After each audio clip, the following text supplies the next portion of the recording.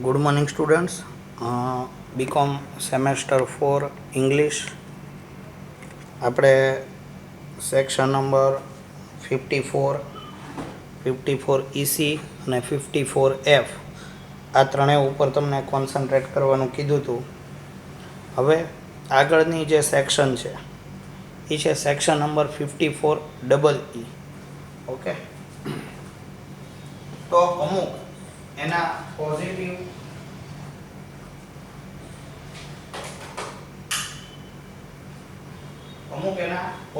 Points છે એની ઉપર પણ ધ્યાન આપો, અને સાથે સાથે એવા કયા કયા એસએસસી છે કે જેને એ બેનિફિશિયલ થઈ શકે. તો આમાં મેં અમુક વસ્તુઓ લખી નથી. એમાંની એક વસ્તુ એવી છે કે એનું ઇમ્પ્લિમેન્ટેશન એસેસમેન્ટ યર 2017-18 થી સ્ટાર્ટ થયું છે. ઓકે, તમારી ગુજરાતી વર્ઝનની જે બુક છે એમાં આ વસ્તુ લખેલી છે, આપણા ઇંગ્લિશ વર્ઝનમાં નથી લખેલી. કોઈ વાંધો નહીં, મેં તમને કહી દીધું કે ભાઈ એસેસમેન્ટ યર 2017-18 થી આ સેક્શન છે એ કેવી થઈ છે, ઇમ્પ્લિમેન્ટ થયેલી છે. હવે જો આ સેક્શન 54EE કોના માટે છે, અથવા તો એવા કયા પ્રકારના એસએસસીસ છે કે જેને આમાં કેપિટલ ગેઇનમાં બેનિફિટ મળી શકે. તો સૌથી પહેલો ફર્સ્ટ પોઈન્ટ તમને ડિસ્કસ કરી દીધો, એ છે એસએસસીસ આર એલિજિબલ. તો કયા કયા એસએસસીસ? તો એસએસસીસમાં તમારા બધા જ એસએસસી આવી ગયા. અહીંયા જો લખેલું છે ઓલ એસએસસીસ, એટલે કે ઇન્ડિવિડ્યુઅલ હોય તો એ પણ, ચાહે એ કોઈ પણ કેપેસિટીમાં હોય, HUF છે, ફોર્મ છે કે કંપની છે, કોઈ પણ પ્રકારનું સ્ટેટસ ધરાવતો એસએસસી છે એ આમાં ઇન્વેસ્ટમેન્ટ કરી શકે છે. ઓકે, આ આપણો ફર્સ્ટ પોઈન્ટ થયો. એટલે આ સેક્શન તમે એમ કહો કે સર ઇમ્પોર્ટન્ટ, તો હું તમને એમ કહું કે લેટેસ્ટ સેક્શન એડ થયેલી કહી શકાય. બરાબર કે ભાઈ એસેસમેન્ટ યર 2017-18 એટલે આમ કે હાર્ડલી 3-4 યર્સ જેવું થયું આ સેક્શન.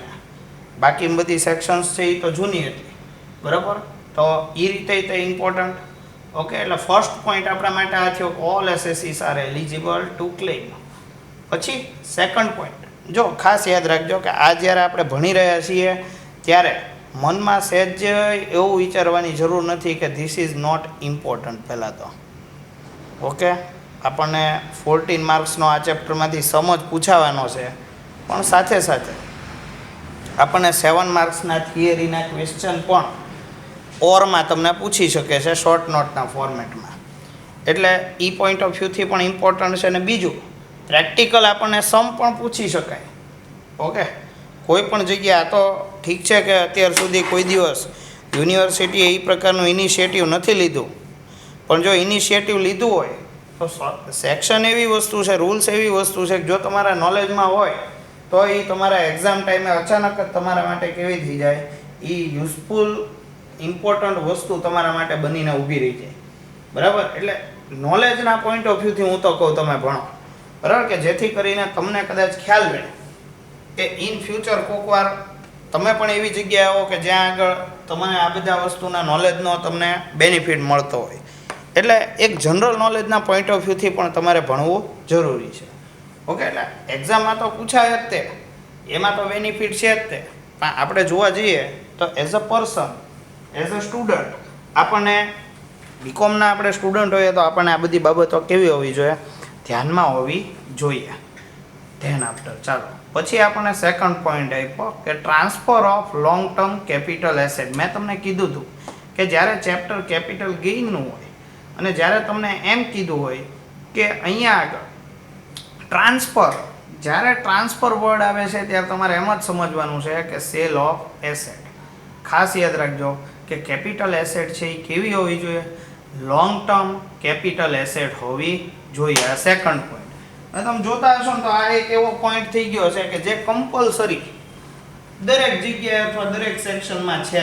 તમે જુઓ, ઇટ્સ અ કોમન પોઈન્ટ. સમજો, તમારે કોઈ એમાં એક્સ્ટ્રા એફર્ટ નથી કરવાની.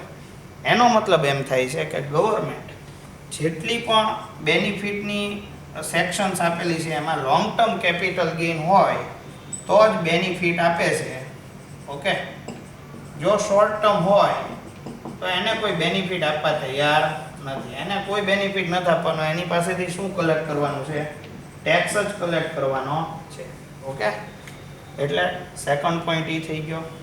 હવે આનું તમે આમ હેડિંગ જુઓ તો તમને એમ કીધું capital gain not to be charged if invested in units of specified funds.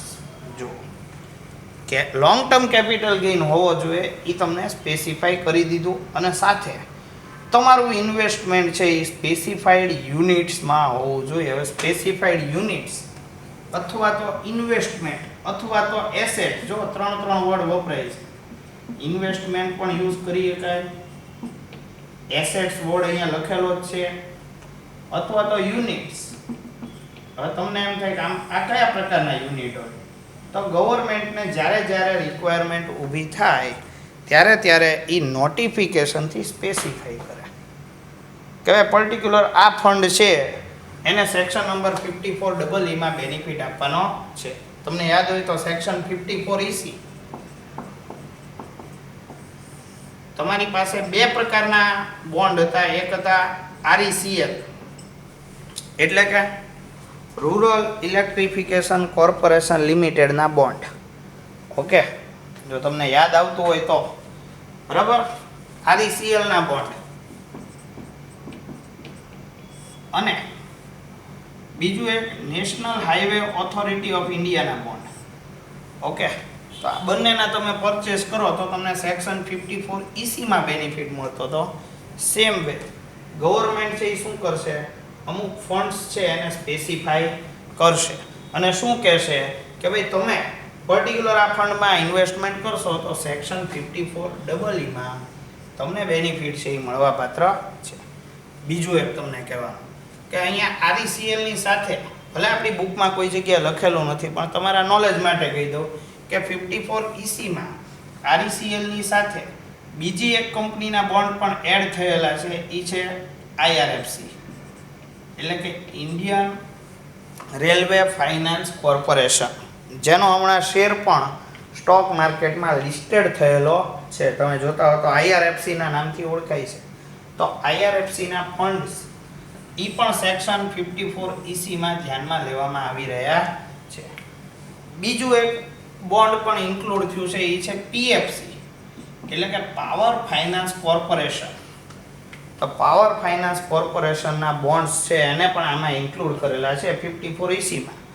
તમને યાદ રહે તો તમે એક્ઝામમાં લખી શકો, નો યાદ રહે તમે બે પ્રકારના બોન્ડ બુકમાં આપેલા છે એ જ માત્ર ને માત્ર પાકા કરો તો પણ ચાલશે. આ એક એક્સ્ટ્રા નોલેજ ખાતર તમને કહી દીધું કે આ બંને પ્રકારના બોન્ડ્સ છે એનો પણ યુઝ છે એ થતો હોય છે.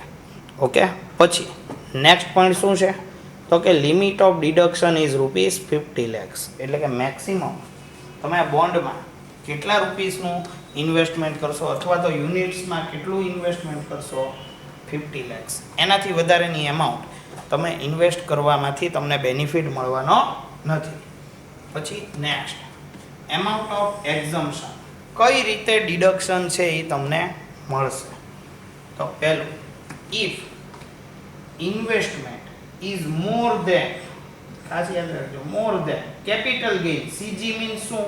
Capital gain, then full capital gain will be considered as tax free. Okay, એક નાનું એવું એક્ઝામ્પલ આપો. આ વાક્યનો અર્થ શું થયો એ તમને કહી દઉં.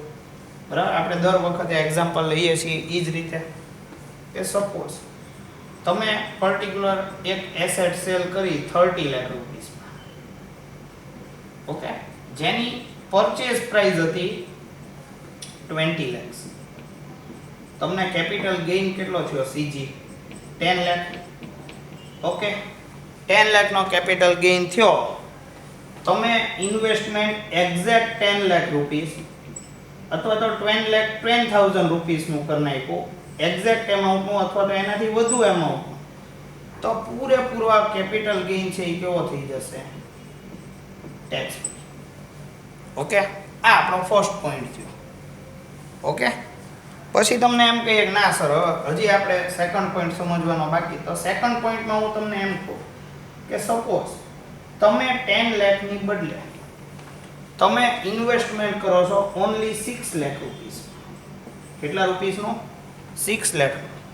તો તમને 60% એમાઉન્ટ જ ડિડક્ટ કરવા મળશે. જો અહીંયા ખાસ યાદ રાખજો, સેકન્ડ પોઈન્ટ ચેન્જ છે બીજી બધી સેક્શન્સ કરતા, કે if investment is less than capital gain then tax free amount will be percentage of investment. હવે percentage of investment કઈ રીતે ગોતવાનું? તો કે ઇન્વેસ્ટમેન્ટ કેટલું કર્યું? 6 લાખ.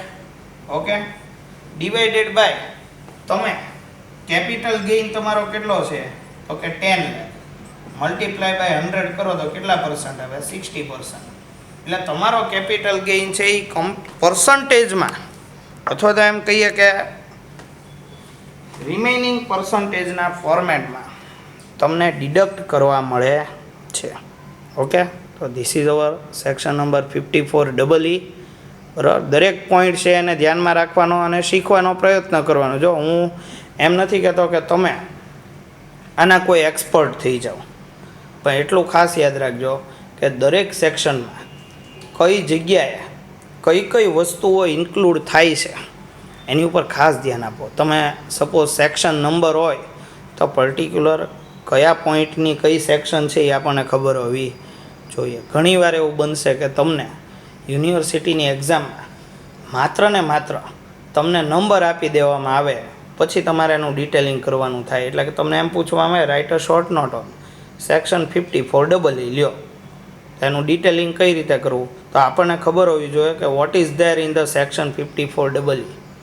એનો કન્ટેન્ટ જો આપણને ખબર હોય તો જ આપણે આપણો આન્સર છે એ પાકો કરી શકો છો.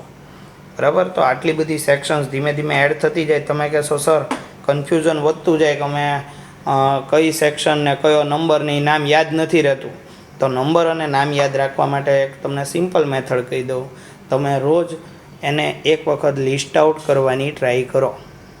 લિસ્ટ આઉટ મીન્સ તો કે પર્ટિક્યુલર સેક્શન નંબર 54 હોય તો આપણને બધાને ખબર છે કે capital gain from old house. Okay, તમે રેસિડેન્શિયલ પ્રોપર્ટી છે એ જૂની સેલ કરી દો છો, એની સામે ન્યૂ રેસિડેન્શિયલ પ્રોપર્ટી છે એ બાય કરો છો.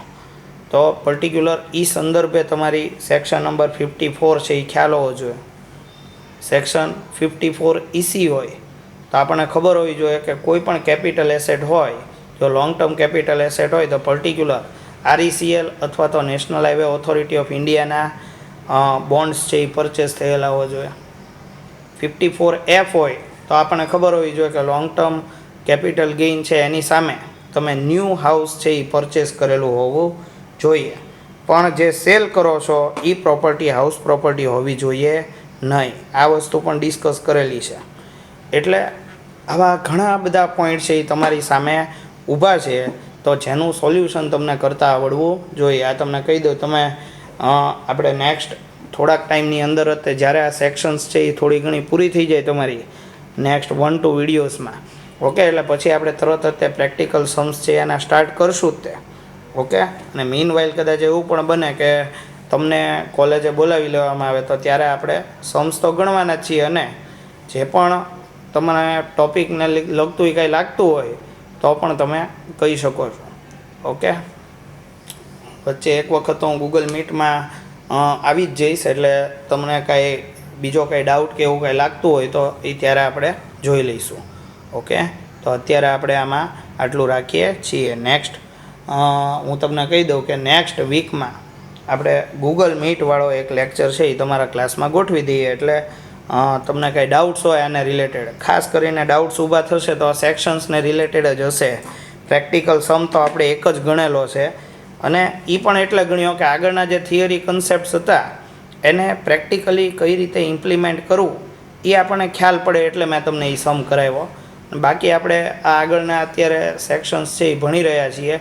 ખાસ ધ્યાન આપીને ભણજો, કારણ કે બધી રીતે આપણને ઉપયોગી થઈ શકતા હોય છે. ઓકે, તો અત્યારે આપણે આમાં આટલું રાખીએ છીએ. ઓકે, ચલો.